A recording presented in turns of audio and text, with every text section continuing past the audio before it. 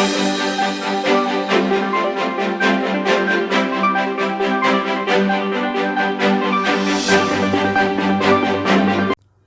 اللہ الرحمن الرحیم۔ السلام علیکم۔ پاکستان میں ٹرانسجنڈر بل پاس ہونے کے بعد اور شہباز شریف کی فرانسیسی ذلیل اعظم سے ملاقات کے بعد سوشل میڈیا پر ایک شور مچا، اور جس میں بہت سارے لوگ یہ پوچھنے لگتے تھے کہ ٹی ایل پی کہاں ہے، ٹی ایل پی کا موقف کہاں ہے، ٹی ایل پی کب دھرنا دے رہی ہے، ٹی ایل پی کیا کرنے لگی ہے، کیا کرے گی، کیوں نہیں کر رہی۔ تو سب سے پہلے کو ٹی ایل پی کوئی چھوٹی گلی کی جماعت نہیں ہے جو دوسرے لوگوں کی باتوں پہ جائے۔ ٹی ایل پی کا ایک اپنا موقف ہے، اور ٹی ایل پی نے ایک بات کرنی ہوتی ہے اپنی۔ اور حالانکہ ان تمام معاملات کا شور مچانے والی ایک ہی جو بدتمیز جماعت ہے، پی ٹی آئی برادری کی، جن کی عقل میں یہ بات نہیں آتی کہ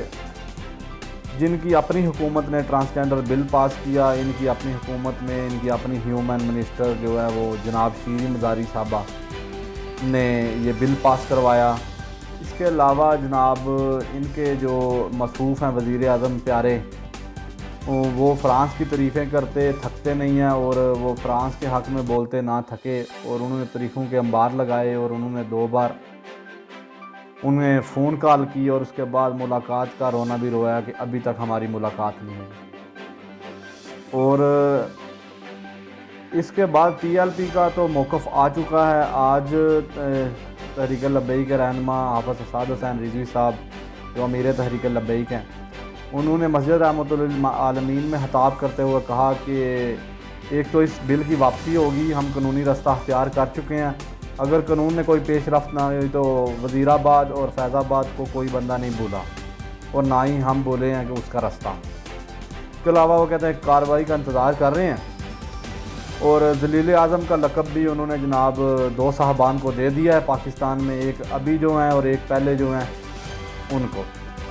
اس کے علاوہ علامہ صاحب نے خطاب کرتے ہوئے کہا کہ یہ نہ تو ہم اس کو وزیر اعظم مانتے ہیں کیونکہ یہ مسلمان ہی نہیں، جو حضور کے نبی پاک صلی اللہ علیہ وسلم کے گستاخوں سے جفیاں ڈالتے ہیں وہ مسلمان نہیں ہیں، اور یہ ہمارا فتویٰ ہے۔ اور انہوں نے کہا کہ نہ یہ آئین کے مطابق مسلمان ہے اور نہ دین کے مطابق، اور اس لیے جو مسلمان نہیں وہ ہمارے ملک کا وزیر اعظم نہیں۔ اس کے علاوہ جناب انہوں نے ٹرانسجنڈر بل کی بھی بات کی۔ انہوں نے کہا کہ یہ جو معاملات شریعت کے مطابق ہیں وہی تمام لوگوں کے حقوق ہیں، شریعت کے باہر کسی کے حقوق نہیں، اور جو ان خواجہ سروں کے نام پہ ہم جنس پرستی کو پروموٹ کرنا چاہتے ہیں وہ تحریک لبیک کے ہوتے ہوئے ایسا کچھ نہیں کر سکتے، اور تمام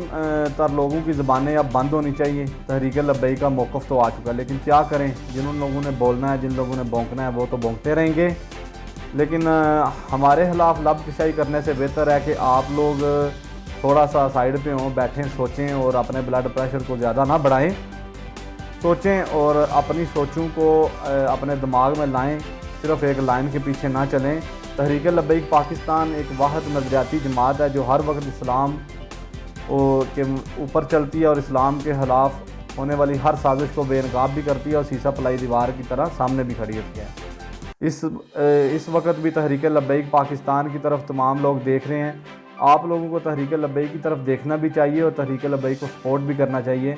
آپ کو یہ تو یقین ہے کہ دوسرے جو موصوف ہیں، جن لوگوں کو آپ سپورٹ کرتے ہیں، وہ کچھ نہیں کریں گے، لیکن تحریک لبیک پاکستان ہر میدان میں پاکستان کی